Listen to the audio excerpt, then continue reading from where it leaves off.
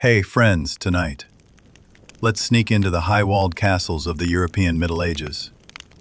Our target this time isn't the mighty king, or the busy as a top grand steward. Our gaze must fall upon those young women, dressed in splendid silks and wearing tiny glittering crowns. They are the princesses. The moment we mention princess, our minds automatically play scenes of balls, beautiful gowns, and handsome princes. But snap out of it. The reality of the Middle Ages was far crueler than any fairy tale. A princess's life, rather than being a paradise, should be called what it truly was, the Gilded Cage. The princess was one of the most honored people in the castle. She was a glittering extension of her father's authority, a pure symbol of the family's bloodline. But this honor arose precisely from a terrible paradox. She was treated as dehumanized property. In that tumultuous era, a princess's value had nothing to do with her personal feelings. She was a superfinely packaged, priceless political bargaining chip. Her beauty, her lineage, her absolutely impeccable chastity, all of it was fiercely guarded by the family. Why? Because these were hard currency at future diplomatic negotiation tables. A princess's marriage was often a super diplomatic gamble that would determine whether two nations would fight or make peace for decades to come. From the pop of her arrival in the world, her hair, her will, her future ability to bear children, everything was already designated to the state, the family, and ultimately her political spouse. Her personal love and dreams, on this gigantic political chessboard, they were less than a scrap of paper. In contrast to her brothers, the future kings or dukes, the princess's range of activity was as if she were firmly fastened by an invisible chain. Her life was completely surrounded by walls that seemed magnificent, but were actually sturdy. Her physical space was almost entirely confined within the castle walls. At most, she could take a controlled horseback ride in the heavily guarded manner, surrounded by servants. She had no right to travel or go out freely. Her safety and purity were a key national asset, and any slip-up was an unbearable diplomatic disaster. Her education, though refined and elegant, had only one goal: to get the politics right. She learned Latin and French not to write poetry, but to better negotiate with foreign envoys, and better manage her future husband's vast inner household. The goal of her upbringing was to be a silent, elegant, but highly efficient household manager, not a girl with independent thought. Her daily life was tightly circled by her personal ladies, in waiting, female officials, and servants. These people seemed to be serving, but in reality, they formed a pervasive network of surveillance. Her every move, every subtle expression could be recorded and become intelligence for the family's political judgment. The crown on the princess's head, while shining with the light of glory, also brought with it an almost suffocating anxiety and pressure. Her most central value was to quickly bear a healthy male heir for her husband's family. If she delayed in becoming pregnant, or unfortunately only bore daughters, she would not only face great humiliation personally, but the entire foundation of the marriage would shake, and she might even face the fate of being returned to her original family. Almost every princess was destined to leave her homeland and marry into an entirely unfamiliar foreign country. She had to find her footing alone in an environment where language, food, and customs were completely different, and quickly build her influence. In this strange land, apart from her dowry and her courage, she had virtually nothing. So friends, the next time you lose yourself in the happiness of a fairy tale princess, remember this: the medieval princess was not waiting for true love to save her. She was fighting for survival, striving for influence, and struggling for that tiny bit of allowed freedom. Next, we're going to see how the princess was firmly locked into this gilded cage from her very first cry. All right, friends, we now know that the princess is property. So, when did the pricing and packaging of this commodity begin? The answer is, from the moment she was born. When the cry of a newborn rang through the castle, if it was a prince, there was great jubilation. The future king, the continuation of the royal line. But if it was a princess, the atmosphere would become complicated and quiet. The first reaction of the king and his advisors was not to hold her, but to immediately start dowry calculations. The moment she arrived in this world, she was already a major diplomatic card, a political chip to be valued. Her birth marked the formal start of a diplomatic preparation process that would last more than 10 years. Let's start with her name. A child from an ordinary family named Mary or Anna might be so named simply because the parents liked it. But a princess's name was not chosen casually. It hid great secrets and political implications. Her name might be that of her great-great-grandmother to show the purity and nobility of her bloodline. More commonly, her name was chosen to please a potential future marriage partner.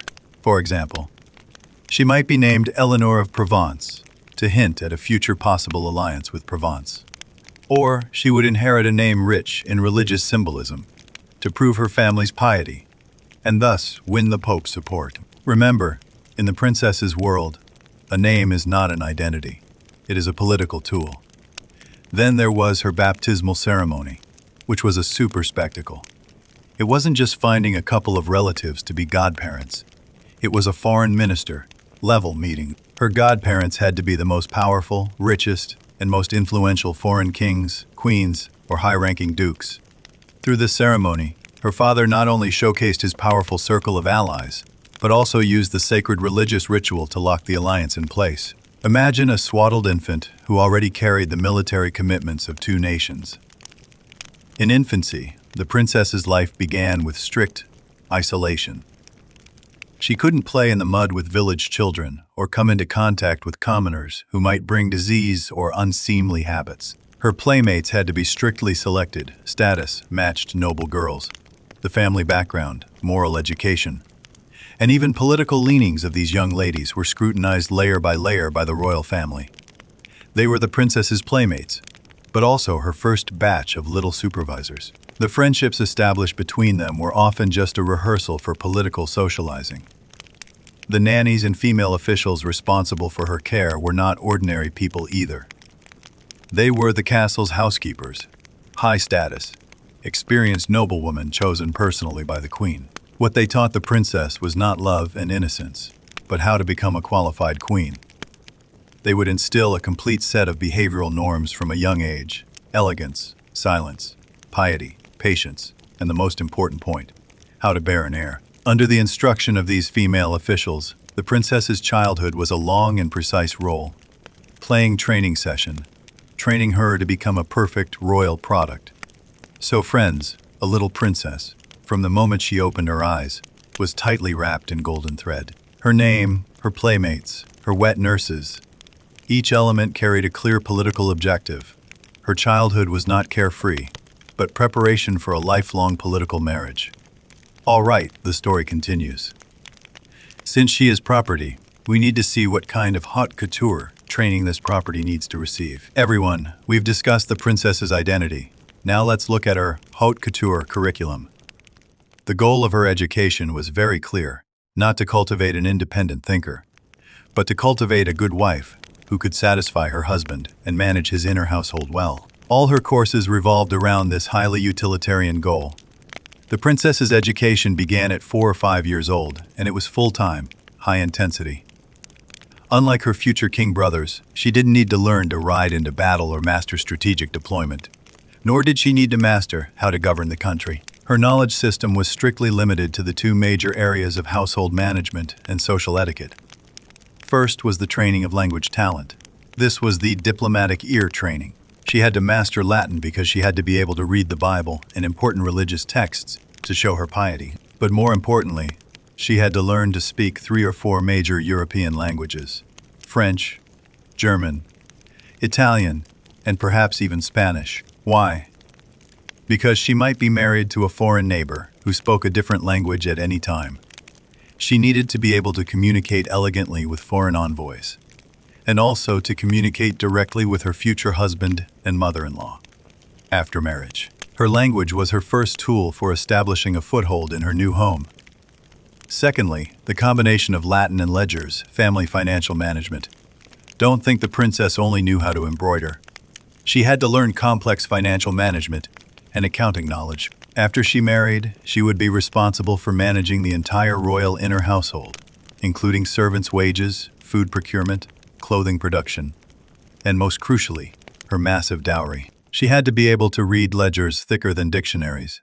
She had to know how much a cow was worth, and how many gold coins a piece of silk cost. She was being trained to be an efficient, meticulous household manager. Then came the secret of the sewing room, embroidery class. This was no ordinary hobby. It was a public performance, demonstrating virtue and patience. The princess had to show that she could sit quietly and perform fine embroidery for long periods. These finished embroideries would be sent as gifts to the in-law family to prove the princess's virtue, patience, and noble taste. Her hands were not for holding a sword, but for creating virtue. Of course, there was the most important, elegant robot training court etiquette. Her teachers would precisely instruct her: do not sway when walking, do not laugh loudly, and do not show any unseemly expression in public. All her movements were precisely calculated and rehearsed. She had to be like a living statue, perfectly conforming to royal dignity. Even the folds of her skirt when sitting had to appear natural yet elegant. As for political enlightenment, the princess received it secretly. She would read history books, but the key point she was taught was, from the historical stories, she must learn not to interfere in her husband's government affairs, unless he died or he was captured by the enemy. Only at that moment was she allowed to briefly take power, like performing a divine office. So, friends, the princess's curriculum was a guide on how to become the perfect accessory. She learned a vast amount of knowledge, but the sole purpose of this knowledge was to enable her to exert the maximum political and reproductive value in her future marriage. All right, study time is over. Now, let's see how the princess spent a day without privacy in her castle. Everyone, after hearing about the princess's brain training, you might ask, what about her body? Let's shift our focus from her curriculum to her daily life. Her every minute was strictly controlled. Now, we're going to secretly follow her and see what rules she had to abide by from the first morning bell to falling asleep late at night. Good morning, or rather, the medieval good morning. For the princess, the day didn't start with birdsong, but with the moment the maid gently pushed open the bedroom door. Her daily life was a highly choreographed drama that couldn't go wrong. Her daily waking up was not a casual act, but a set of strict rituals. Regardless of how she slept the night before, the princess had to perform morning prayers immediately. She would first thank God for giving her a new day. This was not only out of faith, but also a necessary step to display her virtue to her servants and the court. Don't expect her to brush her teeth and wash her face like us. The Middle Ages had a conservative view of water, believing it could take away a person's vitality. So her washing mainly consisted of wiping with fragrant cloth and rinsing her mouth with spices. More importantly, she had to comb her hair, which symbolized purity and status. In an era without modern plumbing, her cleaning work relied entirely on servants bringing hot water. But she had to act gracious and considerate toward the servants. Then came the dressing drama. This was a complex endeavor, requiring 2 to 3 personal maids. She couldn't dress herself because that would imply indecency. Layer upon layer of undergarments, corsets, petticoats, and then the heavy priceless silk or velvet outer gown. Each piece of clothing was a declaration of class and wealth. Once dressed, the princess began her serious and busy morning. This was her private study time. She would review her Latin, French, practice her calligraphy with her tutor, or read history books. This learning was quiet and independent, demonstrating her intelligence and diligence. As a future mistress of the house, she couldn't completely ignore household matters like a common noblewoman. Accompanied by her female officials, she needed to inspect her linen storage, check on embroidery work, or listen to the housekeeper's report on the inner household budget. This was practical learning, familiarizing her with the skills needed to manage a large castle in the future. As required by virtue, the princess would spend a little time on charitable activities, such as personally handing out bread to the poor in the town or manor. This was not only to accumulate merit, but also to show the public the royal family's benevolence and care. The afternoon was one of the few times the princess could engage in entertainment and social activities. But entertainment had to be proper. She might ride a horse in the manor, accompanied by her female officials, play board games with her maids, or listen to musicians play. Intense or risky activities, such as hunting, were usually forbidden. Dinner was the princess's greatest social challenge of the day. She had to sit perfectly straight at the long dining table, eat extremely slowly, and speak very little. She had to master various complex table manners while observing everyone present with an elegant smile, without showing any emotional fluctuations.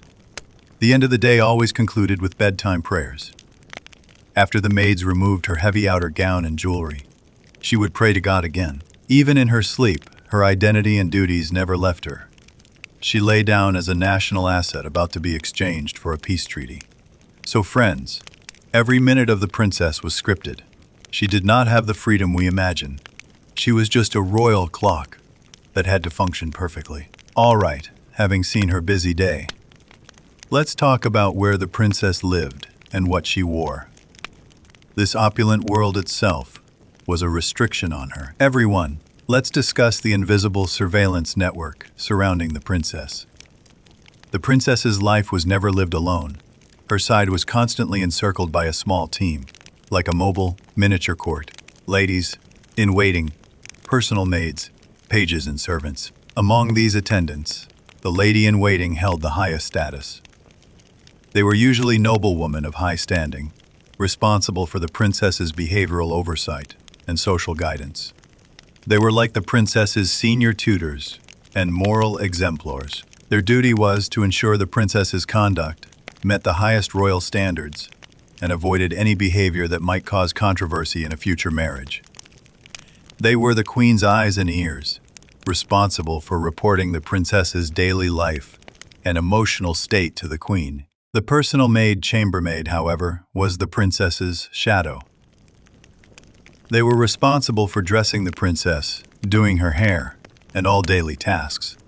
They were inseparable from the princess from dawn until late night. They knew all the princess's little habits, little secrets, and even knew about the princess's curious glance at a certain young knight. They were the princess's closest confidantes, yet also her greatest burden. The princess might confide in them, but in the castle's hierarchy, these maids were first and foremost loyal to her parents, not to her. A casual complaint from the princess, a comment about a political event, could rapidly be conveyed to the king's ears through this invisible surveillance network. This was like a double trap of loyalty. The princess needed the loyalty of her maids to care for her life, but she also clearly knew that the maid's ultimate loyalty belonged to her family. This forced the princess to be constantly vigilant, both to act gracious and considerate to earn their loyalty, and to be careful of her words and expressions at all times to avoid any political mistakes. The princess's privacy. In such an environment filled with ears, it did not exist. Furthermore, the princess's team included pages and footmen who were responsible for carrying heavy objects for the princess, relaying messages, and executing outdoor tasks. Their presence ensured that the princess's every movement within the castle was protected and recorded. The princess could not act alone. Her every appearance was a miniature public display. This network of attendants was not only for serving the princess, but also for protecting her value as national property. They protected her chastity, her reputation, and her emotional stability, as all of this was crucial for future marriage negotiations. They were living insurance policies wrapped around her. So friends, when the princess sat in her luxurious inner chamber, she was actually sitting at the center of a giant spiderweb woven from loyalty and surveillance. She had to find a delicate balance between trust and vigilance, and this balance often determined her future fate. All right. Now let's look at how the princess sought out that small bit of allowed pleasure in this highly restricted environment. Everyone, we've been talking a bit seriously, so let's talk about something lighter. You might wonder what pleasures the princess had besides studying and being monitored. Let's sneak a peek at her entertainment list, and you'll find that even her pleasures were full of rules. The princess's entertainment activities, like herself, had to be proper, quiet, and educational. Any activity that could lead to her being discomposed, injured, or having her reputation damaged was strictly forbidden.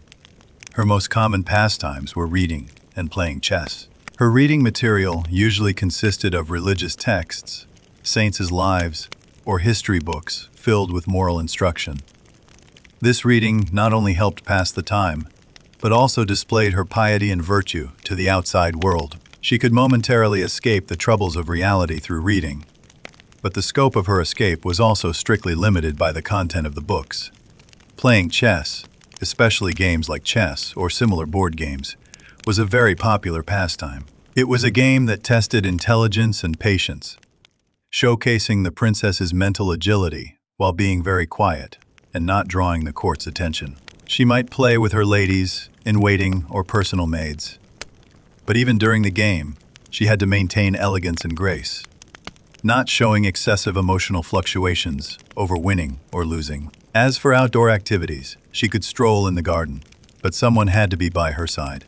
She could also ride a horse, but it had to be that slow, elegant equestrianism that wouldn't cause her to be discomposed. This type of riding was more of a ritualistic display than actual exercise. That was left for her brothers, as it was too wild and unsuitable for a future queen. The princess could also participate in musical activities. She might play the lute or the harp, which were relatively quiet instruments, or listen to musicians play. Music could cultivate sentiment and display her refined taste. In some courts, the princess was encouraged to sing, but the lyrics had to be religious or about noble love. She was forbidden from visiting the marketplace, interacting with common people, and even less likely to leave the castle alone. Any contact with the outside world could bring unpredictable risks, such as contracting illness, hearing inappropriate gossip, or, worst of all, having inappropriate contact with someone of unsuitable status. So, the princess's pleasures were strictly framed within the confines of virtue and dignity. Her entertainment activities were a controlled release, allowing her to maintain psychological balance without damaging her value as national property. What she sought in entertainment was tranquility and a brief moment of freedom. But this freedom was always within the castle walls and within the sight of her female officials. All right, we've talked about play. Now let's talk about the princess's most important social setting, her dining table. Her dining table looked luxurious, but in reality, she was eating rules and pressure. Everyone. Now we enter the most public and most scrutinized moment of the princess's day. Dinner. Imagine that long table surrounded by nobles and envoys. The princess sat next to her father or mother. She was the focus and the performer. Dinner was the princess's biggest social challenge. Exquisite silver tableware and sumptuous dishes were laid before her, but she had to eat slower and less than anyone else. She had to master complex table manners, how to use a knife and fork if they existed in her era, how to handle bones, and how to elegantly drink wine, chewing loudly, making noise. Those were the actions of serfs. Her every movement had to be like a carefully rehearsed slow-motion film. She had to practice moderate restraint, out of consideration for virtue or fashion. She could not appear greedy. In the European noble circles of the time, eating less and eating slowly was a symbol of nobility and self-control. She had to constantly maintain an elegant smile, speak very little, and only respond to questions with brief, sweet sentences. Her entire focus was on how to act like a perfect queen, not on enjoying the food. This meal was more exhausting than any study session, because she not only had to eat with decorum, but also observe everyone present. She had to learn to decode potential political information from the envoy's glances and the nobles' conversations. She had to be like a silent detective, gathering intelligence under the veneer of elegance. Another huge pressure at the table came from the guests. Her father might invite foreign envoys, representatives of the future in-law family, or perhaps even spies from an enemy country. The princess had to display perfect social skills, be polite to guests, be friendly to allies, and maintain a distant but respectful attitude toward potential enemies. Her every toast, every subtle curve of her smile, could be interpreted as a political signal for the state. If she accidentally made a mistake, such as appearing too enthusiastic when discussing a certain topic, or accidentally spilling a wine glass, this would be seen as a failure of her family's education and could affect future marriage negotiations. So, friends, the princess's dinner was not enjoyment, but a high-intensity diplomatic test. Every bite of food she ate carried heavy political weight. After dinner, let's talk about the most important, Ollie around the princess, her future bridal team. Once her marriage negotiation was successful, some special people would be added to her side. All right, friends, our princess is now officially reserved. In Chapter 10, we talked about the irreversible political contract being signed. She might only be 10 or 12, yet legally she already belonged to another man and another country. So, what happened to her life before she truly packed her dowry and boarded the carriage heading to a foreign land? Did you think she would exchange sweet letters with her fiancé and fall in love? Too naive. Her life, from this moment on, entered an even stricter, more suffocating state of seclusion. Welcome to Chapter 11, The Commodity Awaiting Shipment. Years of seclusion after engagement. After the engagement, the princess's identity became extremely sensitive. She was no longer just her father's daughter. She was now the future queen of So, and So, or the Duchess of So and So. Her body and her chastity now related to the face of two families and the stability of the alliance. Therefore, the surveillance on her not only did not loosen, but increased exponentially. She was protected more like a fragile national treasure than a person. The high walls of her castle now became higher and thicker. Her personal maid team would be purged and strengthened again. The king and queen would ensure that everyone around her was absolutely loyal and tight. Their mission was singular: to ensure the princess was perfectly flawless on her wedding day. This meant that the princess's free time, if she ever had any, was now completely compressed to zero. She could no longer play any outdoor games with her brothers that might result in a scratch, and she could not even walk alone in the garden. She had to be within sight at all times. So was there any contact between her and the fiancé? She had only seen in a portrait, of course, but this contact was highly politicized and ritualistic. They would begin corresponding, but don't expect the letters to say, "My dear, I miss you." These letters were more like diplomatic notes. The princess's letters were usually ghost-written by her tutor or priest, the content revolving around her health, her piety, her embroidery skills, and her respect for her future mother-in-law. Every letter would pass through at least 2 levels of censorship to ensure no inappropriate romance or political leaks occurred. This was an across-the-air performance, a show for the future in-laws to prove her virtue and decorum. The education during these years of seclusion also shifted its focus. All courses would turn toward the culture and history of the new husband's family. The princess now had to spend a great deal of time learning the new country's laws, genealogy, war history, and heroic deeds. Her goal was to be able to immediately integrate into the new court as an insider once she was married, rather than an ignorant foreigner. This waiting period posed immense psychological pressure on the princess. She knew that her future life would unfold in a completely unfamiliar environment, and she would have to leave all the people she knew. This long-term anxiety and uncertainty was the most tormenting part of the Gilded Cage. Her daily life was spent waiting for the shipping notification, waiting for the wedding date to be finalized, waiting for her to be sent to a foreign land for her destiny. All right, before the princess prepares to embark on this long journey, she must first possess a wealth that her new home cannot refuse: her dowry. Let's uncover the secret of the dowry. Everyone, let's now talk about the core of the princess's marriage: the dowry. This is not a few pieces of gold jewelry your mother gave you. This is a state-level transfer of property and the princess's influence in her new home. A princess's dowry list was a huge property contract. It usually included 3 main parts. Part 1, land and castles. This might be the most important part of the dowry. The princess's family would give her 1 or several duchies, 1 or several castles. This meant the princess's husband could immediately own the taxes and control of this land.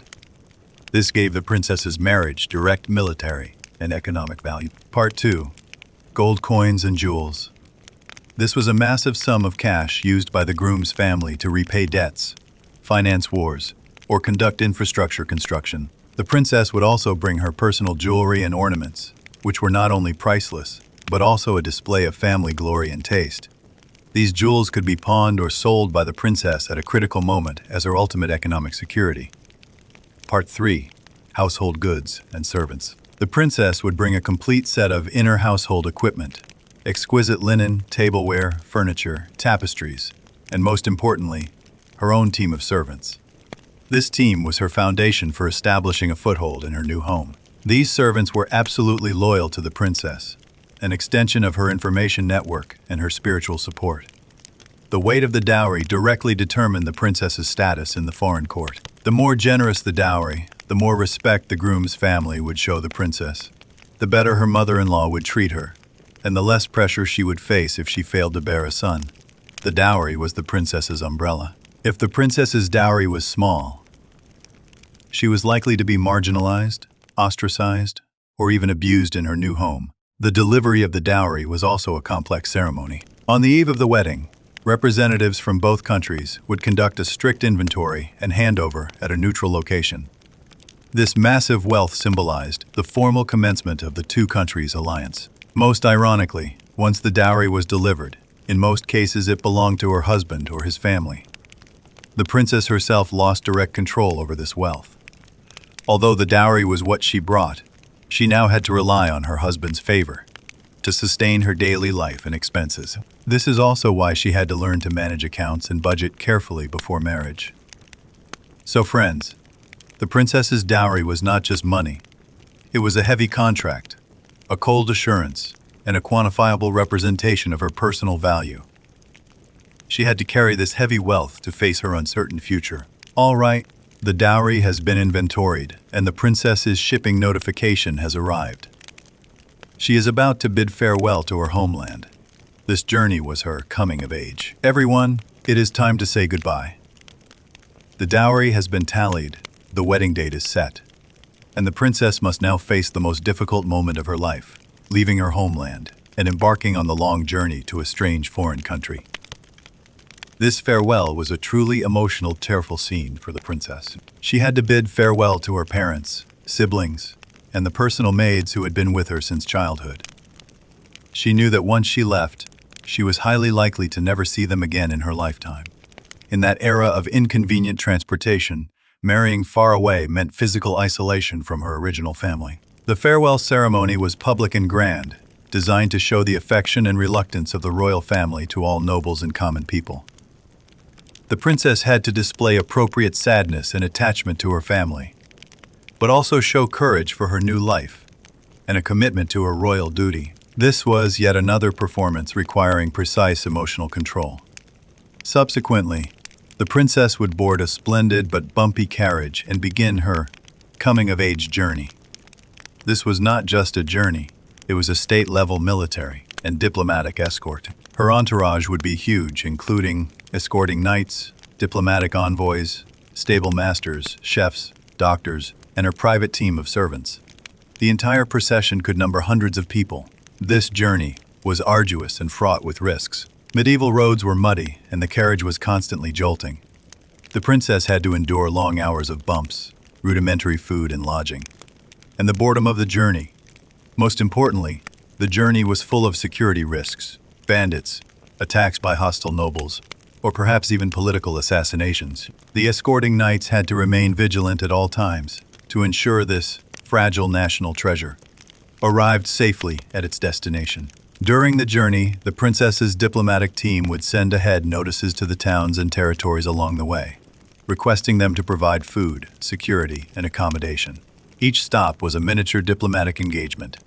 The princess had to begin learning how to interact with strangers as a future queen during the journey. This journey was also the princess's last time of freedom. Inside the carriage, she could temporarily set aside the court's elaborate formalities and have deeper conversations with her most trusted maids. She could look through the small carriage window and see the real world outside the castle, the farmlands, villages, markets, sites. However, the end of the journey was an entirely unfamiliar foreign land. The moment she stepped into the new country, she would become a foreigner, a new queen, and she would have to face the huge differences in language, customs, and diet alone, beginning her new life fighting for survival. All right, the princess has arrived at her destination. She is about to marry the throne. Let's uncover the true nature of this wedding. Everyone, the princess's long journey has finally ended. She has arrived at her future husband's home, watched by all. Now, we come to the climax of the story, the wedding day. This was not just a romantic party. It was the notarization ceremony of the alliance between two nations, the final seal on the diplomatic contract. The princess's wedding day was a carefully planned political performance. The entire ceremony was full of symbolism. Every step was designed to declare the legitimacy, stability, and sacredness of this marriage to the world. The wedding was usually held in a magnificent cathedral, presided over by the highest-ranking bishop or archbishop. The princess wore her most splendid and expensive wedding gown, not modern white, but deep red, gold, or blue, covered in pearls and jewels. She was not wearing a wedding dress. She was wearing the nation's wealth and glory. The groom wore full royal or military uniform. The most important part of the wedding was the vows and the handover. The princess had to publicly vow to obey her husband and be loyal to her new family. Her father or his representative would hand her over to the groom, symbolizing the formal transfer of ownership and political responsibility. This action carried more power than any sweet words. The wedding was more than just the ceremony in the church. It was a grand celebration lasting several days, including lavish banquets, nightly tournaments, musical performances, and public parades. These activities were all meant to show the common people the generosity of the royal family and the solidity of this new alliance. The princess and the groom had to maintain a perfect, smiling, and loving image throughout, even if they had only met a few days earlier. After the wedding, the most crucial ceremony was the consummation proof. To ensure the validity of the marriage and the legitimacy of future offspring, in some strict courts, noble representatives, or even a bishop, might wait outside the bridal chamber or even briefly witness the beginning of the wedding night. This was a cruel but necessary political step to ensure the princess's chastity and the completeness of the marriage. The next morning, the groom would present the bride with the morning gift, the private gift we mentioned in Chapter 9. This gift was publicly delivered in front of the nobles and servants, symbolizing the groom's respect for the bride and his recognition of her reproductive value. So friends, a medieval princess's wedding was the cruelest blend of romance and politics. It was not the start of the princess's happiness, but the unveiling ceremony of her lifelong duty. All right, the princess is now the new queen, or new duchess. Let's see how she begins her internship in a foreign land. Everyone, the princess has married the throne.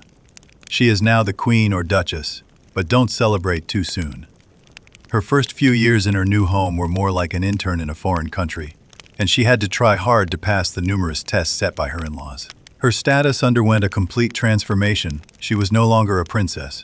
She was now the new queen. She left the protective umbrella of her original family and had to establish a foothold alone in an environment where language, food, and customs were completely different. The biggest challenge came from her mother-in-law, the Queen Mother. The Queen Mother was usually the most powerful and influential woman in the court. She was responsible for supervising her son's marriage, controlling the management of the inner household, and ensuring the new queen could qualify to perform her duties. The new queen had to show extreme respect and obedience, accepting the guidance and supervision of her mother-in-law. If the relationship between the mother-in-law and daughter-in-law was poor, the new queen's life in her new home would be extremely difficult. The new queen had to quickly build her influence. She couldn't rely on her original family. She needed to cultivate her own supporters. She would use her dowry to fund local nobles and clergy, and her benevolence to win the love of servants and the common people. Her self-brought private servant team was her most loyal ally. But she also had to recruit local noblewomen as her ladies in waiting, integrating them into her social circle to obtain local intelligence and support. She had to remain neutral in the court's factional struggles, but at the same time, she had to show her stance. The nobles in the court would surround her like hyenas, trying to win her over and use her. The new queen had to learn to discern, judge, and refuse, not allowing any faction to feel she was too inclined towards one side. Her words and actions would be subject to stricter scrutiny. The nobles of the new country would observe her with critical eyes, judging whether she was worthy of their throne. She had to abide by all the etiquette of the new court, making no foreigners' mistakes. Of course, her most core mission, and the greatest source of pressure, was bear a boy, quickly. She knew that only by bearing a healthy male heir could she truly consolidate her position, win her husband's respect, and gain full acceptance from her in-laws. All right, this internship period was full of challenges, but if she succeeded, she would usher in the most important project of her life, bearing an heir. Let's delve into this state, defining reproductive pressure. Everyone, if the princess successfully gave birth to a healthy prince, then congratulations to her. She is now more than just the queen. She is the mother of the future king. This new status opened a door to real power for her. After the birth of the child, the queen's status would undergo a qualitative leap. Her husband, the king, would respect her more because she consolidated the dynasty's rule for him. Her mother-in-law and court nobles would also see her in a new light because she secured the nation's future. The queen would immediately utilize her mother status to gain influence. First, she gained part of the heir's education authority.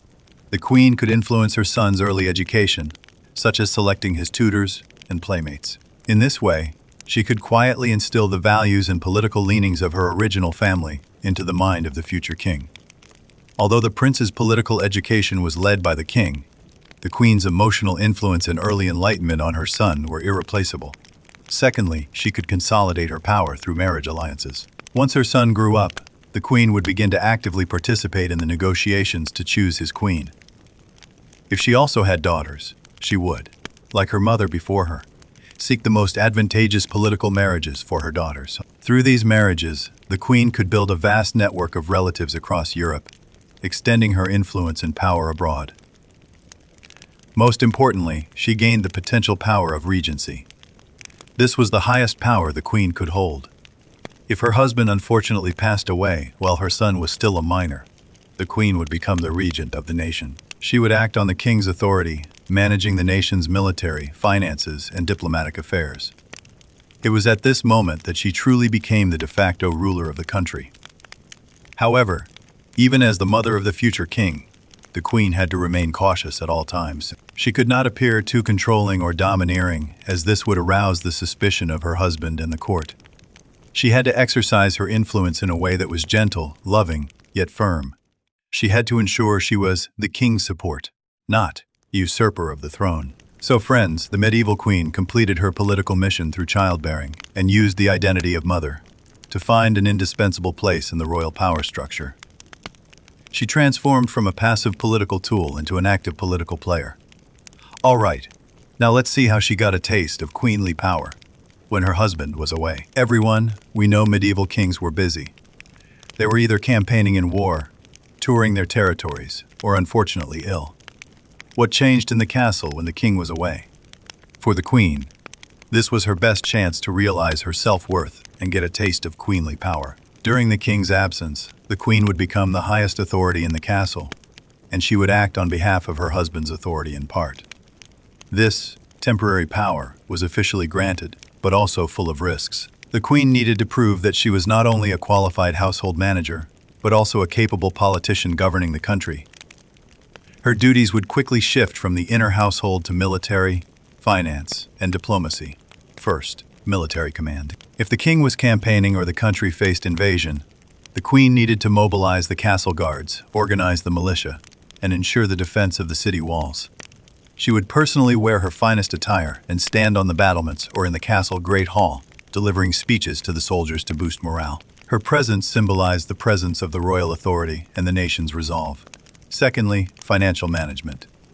In the king's absence, the queen needed to approve important financial expenditures and handle tax issues. She had to cooperate with the Chancellor of the Exchequer to ensure the normal operation of the state machinery.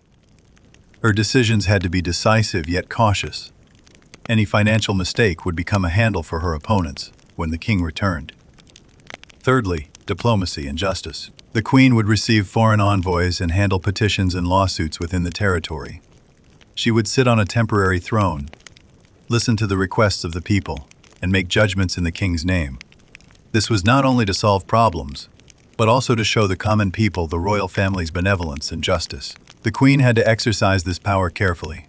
She had to ensure that every decision she made was for the king and the nation's benefit, not for her own ambition. She could not make major, irreversible policy changes. Otherwise, the king might overturn all her decisions upon his return and undermine her authority. This period of temporary power was when the queen learned and grew the fastest. Through practical operation, she gained valuable governing experience and won the respect of the court nobles and the common people. All right, the king has returned. The queen returns to her position as support. Now, let's see how she used money to fund culture and the arts to prove her nation's cultural taste. Everyone, we know kings speak through military might and money. But what about queens? Queens speak through culture and the arts. Medieval queens were important, patrons of culture. This was not just a hobby. It was an elegant investment, a form of soft power, a way for her to prove the taste, wisdom, and advancement of her nation and family. The queen would use her private wealth, such as her morning gift, the income from her dowry, or taxes from her private territories, to fund poets, troubadours, painters, scholars, and architects. First, funding literature and music. The queen would hire troubadours to sing of heroic deeds, royal virtues, and courtly love in her court. These poems and stories not only entertained the nobles, but also shaped a positive image of the royal family. The queen herself would encourage literary creation and the copying of manuscripts. She would establish a private library, symbolizing her pursuit of knowledge and wisdom. Secondly, funding architecture and art. The queen might fund the construction and decoration of churches and monasteries. She would hire the best craftsmen and painters to create artworks for her private chapel or inner chamber. These buildings and artworks would record her name and her contributions in a way that was grand and enduring.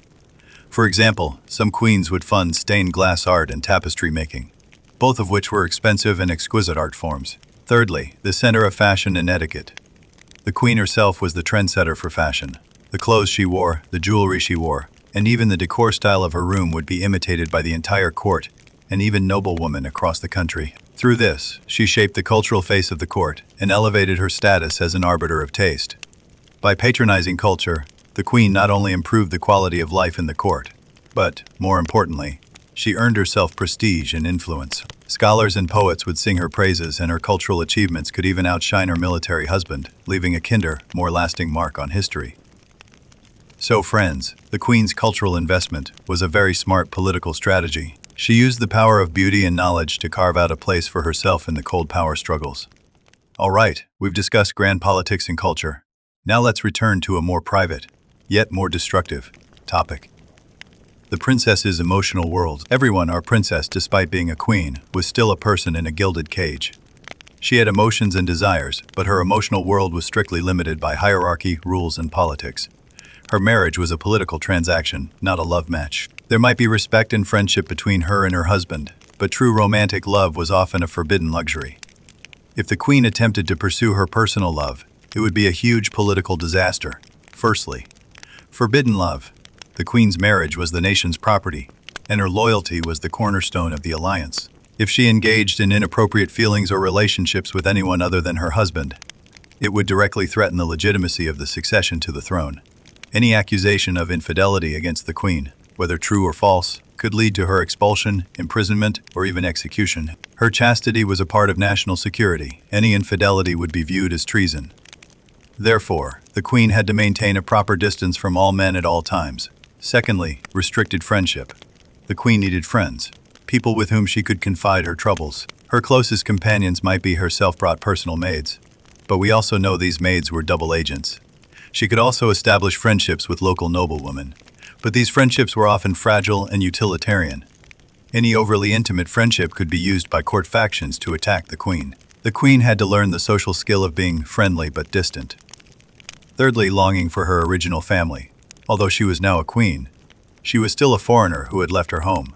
Her deepest emotion was the longing for her homeland and original family. This longing was painful and secret. She might secretly write letters to her mother, sharing her loneliness and pressure, but even these letters could be subject to censorship. Therefore, the queen had to learn self-control over her emotions. She had to deeply hide all her loneliness, anxiety, and desire beneath her elegant, calm, queenly exterior. She turned her emotional life towards religion, seeking solace in prayer. She turned her energy towards culture and charity, seeking fulfillment in her work. Her emotional world, like her scope of activity, was tightly surrounded by magnificent yet sturdy walls. She had to learn self-reliance and strength in solitude. All right.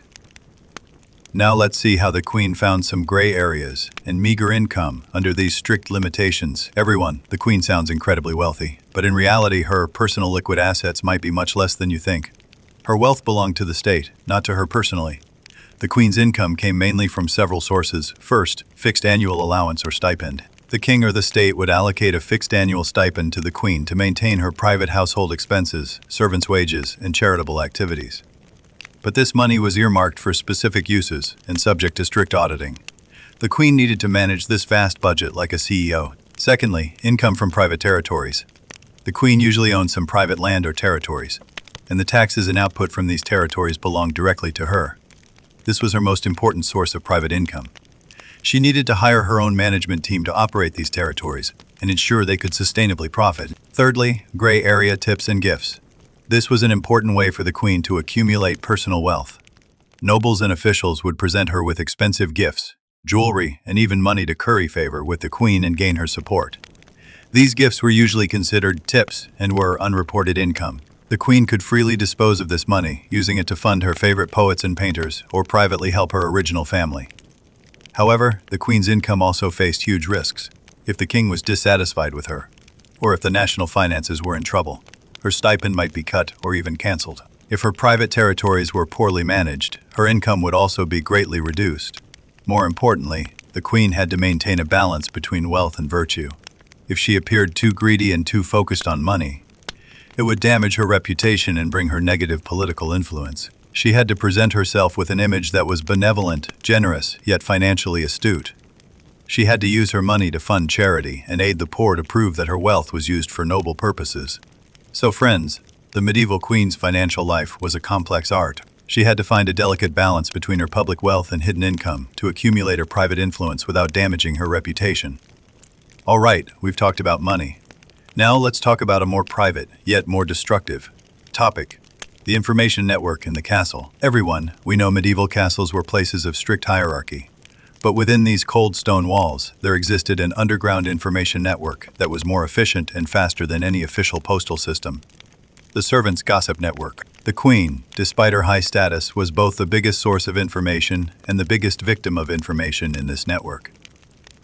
Firstly, the queen's life is news. The queen's every move, her emotional fluctuations, her interactions with the king, and her relationship with her mother-in-law would be recorded by her nearby personal maids, cooks, stable masters, and the gatekeeper, and quickly circulated within the circle of lower-level servants. This information, passed verbally and embellished, would soon become the gossip headline of the entire court. Secondly, the queen needs to use this network. The queen couldn't directly listen to gossip, but she could use her most trusted personal maids to obtain intelligence within the court. She needed to know which noble was plotting, which minister was dissatisfied with her, and which attendant was spreading rumors about her. This underground network was the only way for her to understand the true atmosphere of the court. She needed to use clever questioning, hinting, and rewards to guide this network to serve her. Thirdly, the political destructiveness of rumors. The most terrifying were the rumors targeting the queen. If someone spread rumors like, "The queen is unfaithful," "The queen is barren," or "The queen intends to poison the king," it would cause fatal damage to the queen's reputation. The queen had to be very vigilant once she discovered malicious rumors against her. She needed to take action immediately, punish the disseminators, publicly refute them, or perhaps even require diplomatic intervention from her original family. The existence of this information network meant the queen's privacy vanished completely. Her every expression, every word, and even the sound of her coughing in the middle of the night could become the topic of conversation at the servants' table the next morning. So friends, the queen's life in the castle was an information war. She had to learn to manage her own image and utilize the silent shadows around her to obtain the necessary political intelligence without being swallowed by gossip. All right, we've talked about gossip. Now let's talk about a warmer topic: how the queen found and built her own small family in a foreign land. Everyone, we know the queen was lonely. But what about the people closest to her, her servants? How did they live? In medieval castles, servants' jobs were often passed down from father to son. Many servant families served the royal family or nobility for generations. Firstly, the cyclical fate of succession. The son of a stable master was likely to become an apprentice in the stable at 8 or 9 years old. The daughter of a personal maid was likely to become the princess's personal maid. This generational service created a special kind of loyalty and attachment. For these families, working in the castle meant stable income and food, which was the biggest security in turbulent times. Secondly, the hidden life of servant families. Servants usually lived in cramped dormitories or simple rooms in the castle. Their family life was crowded but intimate. Their children would grow up in the underground world of the castle, the kitchen, the cellar, the corridors, and would be immersed in the daily life of the royal family. Thirdly, the queen's small family. The queen would develop a bond that transcended the master-servant relationship with her self-brought private servant team. These servants were an extension of her original family, her spiritual support. The queen would care for the lives, marriages, and children of these servants, as if they were her own children. She might arrange marriages for her maids and secure better positions for her pages. This, passed down through generations, system was a double-edged sword for the queen. On one hand, it ensured the absolute loyalty and professional skills of the servants. On the other hand, if a member of the servant family was dissatisfied with the queen, it would be a long-term hidden danger. The queen had to learn to manage her servant families. She had to maintain benevolence and generosity to ensure their loyalty. She also had to maintain distance and authority to ensure they would not forget their place. All right, we've talked about the servant families. Now let's talk about a more destructive topic, illness. In the Middle Ages, illness was a huge political threat to the queen. We know medieval medical conditions were very primitive. But for the queen, her health was not just a personal matter. It was a political issue for the entire kingdom. Every time she fell ill, it would cause great panic and tension throughout the court. Firstly, health is a symbol of royal authority. A healthy queen meant a healthy bloodline, a stable future. If the queen was often ill, it would be interpreted as a sign of impure bloodline, being cursed, or an unstable throne.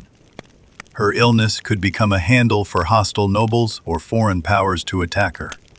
Secondly, the political responsibility of the court physician. The queen was always surrounded by the most elite court physicians. These doctors held a very high status, but their pressure was immense. If the queen fell ill, their every diagnosis, every prescription, had political implications. They had to ensure the queen's health while also avoiding misdiagnosis or improper medication, as that could cost them their lives. Thirdly, the life and death nature of childbirth. For the queen, childbirth was the greatest health risk of her life. Medieval maternal mortality rates were extremely high. Every delivery was a huge test of her life.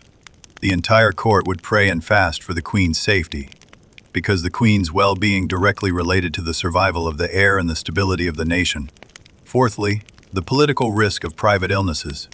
Some of the queen's private illnesses, such as infertility, were top-level political secrets. The court physician had to maintain secrecy while also doing everything possible to cure the queen. Any rumor about the queen's infertility could lead to the breakdown of the marriage alliance. The queen had to learn to manage her illness. She had to show sufficient health and vitality in public, even if she felt unwell. She had to handle her health issues in a way that was cautious yet pious. All right, we've talked about illness. Now, let's talk about the queen's greatest fear, punishment and dismissal. Despite her high position, the queen was still a member of the Gilded Cage. She constantly faced the huge risk of service failure, and the consequences of failure were often cruel and irreversible. Firstly, the queen's punishment. Any mistake the queen made, such as failure to bear children, a slip of the tongue, infidelity to the king, or a political misjudgment, could lead to her facing severe punishment, ostracization, and exclusion. The king might publicly distance himself from her, stripping her of some privileges and funds in the court, imprisonment or house arrest. If she was accused of plotting or infidelity, she might be imprisoned in a remote castle, isolated from the world. Return and dismissal if she failed to bear children or if the foundation of the marriage alliance crumbled. The king might seek permission from the Pope to declare the marriage invalid and return her to her original family. This would be a huge humiliation to her original family. Secondly, the punishment of servants. If the people around the queen made a mistake, the punishment would be even more direct and cruel.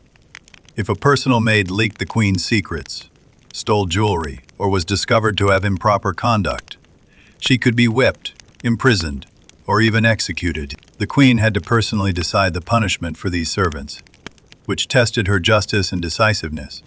Thirdly, the fear of punishment. The fear of punishment was the most important driving force for the queen's self-discipline and self-control. She knew she couldn't make any mistakes because her every slip-up could bring diplomatic trouble to her original family. She had to maintain vigilance and perfection at all times. All right, we've talked about punishment. Now let's talk about a lighter topic, the queen's day off. The queen was not a perpetual motion machine. She also needed rest, relaxation, and a search for spiritual solace. Her days off and spiritual life were still highly formalized. Firstly, day off, religious festivals. The queen's days off usually coincided with religious festivals. On these days, she would be required to attend longer masses and prayers and engage in fasting and charitable activities.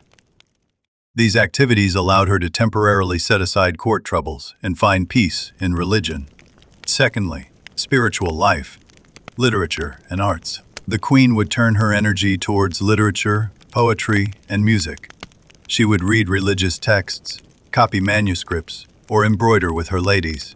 In waiting, these activities were all quiet, proper, and educational. She sought creative satisfaction in the arts to compensate for her passivity and confinement in political life. Thirdly, charity, spiritual fulfillment. The queen would spend time on charitable activities, such as visiting the poor and donating food and clothing. These activities not only allowed her to accumulate merit, but, more importantly, they brought her spiritual fulfillment. In helping others, she temporarily forgot about her gilded cage. Fourthly, private entertainment, board games. In private, the queen might play board games or tell stories with her ladies. In waiting, this was her moment to release stress and enjoy a brief respite. The queen managed her spiritual life through faith, culture, and charity. She transformed her loneliness and anxiety into virtue and merit. All right, we've talked about the day off. Now let's talk about the queen's greatest fear, the favor of the master. Everyone, we know the queen had to live on the favor of her husband. The king, this favor had a duality. It could bring immense benefits, but it could also bring cruel exploitation and abuse of power. Firstly, the benefits of patronage. If the queen pleased the king and successfully bore an heir, the king would bestow upon her additional land, money, and even political support. This favor was the most important way for the queen to consolidate her position and accumulate private wealth. The queen would use these grants to fund her charities and support her servants. Secondly, the risk of abuse of power. If the queen fell out of favor, the king could arbitrarily cut her stipend, strip her of her territories, or even imprison her. This abuse of power was unilateral. The queen had almost no room to resist. She had to remain vigilant, obedient, and charming at all times to ensure the king's favor would continue unabated. Thirdly, alms to servants. The queen would also give alms to her servants. She might give her maid an old dress or a gold coin. This charity seemed benevolent, but it was also a display of power. Your survival depends on my favor. So friends, the queen's life was lived under the shadow of the king's favor and the abuse of power. She had to learn to manage this favor, allowing her to maximize the king's generosity while minimizing the brunt of his anger. All right, we've talked about favor. Now let's talk about how the queen viewed and participated in life outside the castle. Everyone, the queen spent most of her time within the high walls of the castle, but she was not isolated from the world. She maintained a cautious yet necessary connection with the outside world through various channels. Firstly, diplomatic correspondence. The queen was the unofficial ambassador of the nation's diplomacy. She would engage in secret correspondence with her original family, relatives, and queens across Europe. These letters were usually about court gossip and cultural exchange, but they also contained important political intelligence. The queen obtained information through this Queen's Correspondence Network that was more private and real than the king's foreign minister's information. Secondly, charity and religion. The queen would maintain contact with the common people within the territory through monasteries, churches, and charitable organizations. She would donate money, food, and clothing. These activities allowed her to understand the living conditions of the people and won her public support and reputation. Thirdly, commerce and trade. The queen was a huge consumer. She needed to purchase expensive goods such as silk, jewelry, spices, and wine. She would maintain contact with the European trade network through her private agents and merchants. In this way, she supported the nation's commercial development and accumulated her private wealth. The queen's connection to the outside world was a double-edged sword. On one hand, it provided her with important intelligence and support. On the other hand, it brought *** political risks and security hazards. The queen had to learn to filter information and contacts, ensuring she would not be used by political conspiracies or dangerous individuals from the outside world. All right, we've talked about the outside world. Now let's talk about the queen's most private topic: disease and medical care. Note, this was discussed in chapter 24, so this chapter will focus on the more personal service aspect, often grouped with private life. Everyone, we are now entering the last private domain of the queen's life. Private service. Her personal maids had to fulfill all the queen's special, even most secret demands. Firstly, the dressing ritual. As we discussed in chapter 4, the queen's dressing was a complex ritual. The maids had to kneel to dress the queen in layer upon layer of clothing, ensuring every hemline, every fold was perfectly flawless. They also had to do the queen's hair and put on her jewelry. Secondly, cleaning and hygiene. In an era without modern facilities, the queen's cleaning and hygiene work was a huge challenge. The maids needed to carry hot water and prepare spices for the queen to perform aromatic wiping and rinsing. They also had to handle the queen's clothing and private items. Thirdly, bedtime service. Before the queen went to sleep, the maids needed to remove her heavy outer gown and jewelry, prepare her items for bedtime prayers, and possibly even read her bedtime stories or sing lullabies. They needed to ensure the queen's bedroom was warm, safe, and fragrant. Fourthly, the most secret demand. The maids had to fulfill all the queen's special, even most secret demands, such as helping her manage private letters, keeping her secrets, or perhaps even delivering inappropriate messages for her. They were the queen's most loyal slaves and her closest confidantes. This private service was intimate, yet lacked privacy. There existed a complex power relationship between the queen and her maids. The queen needed their service, but they also possessed all the queen's hidden secrets. All right, we have covered all the aspects of the queen's life. Now let's summarize. All right, friends, our bedtime story has finally come to an end. After exploring for a full 29 chapters, we have completely disassembled this gilded cage. We saw how the princess was treated as a political chip from birth: her name, education, and attire.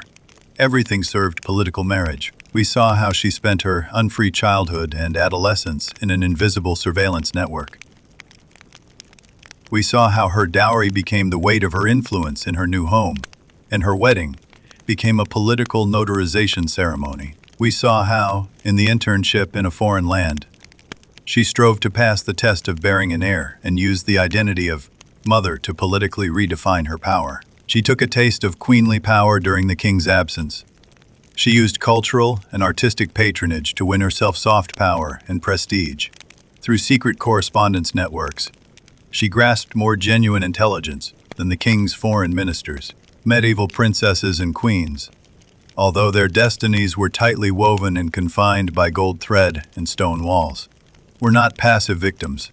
They found subtle spaces of power within strict limitations. They quietly influenced the course of history using patience, wisdom, reproductive capability, cultural patronage, and emotional manipulation. Their marriages averted countless wars. Their childbearing determined the continuation of dynasties.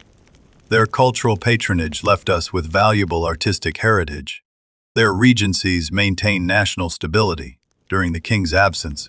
They were a silent history. They did not leave behind glorious military achievements like kings, but their hard work and silent efforts supported the brilliance and ebbing of the entire aristocratic era.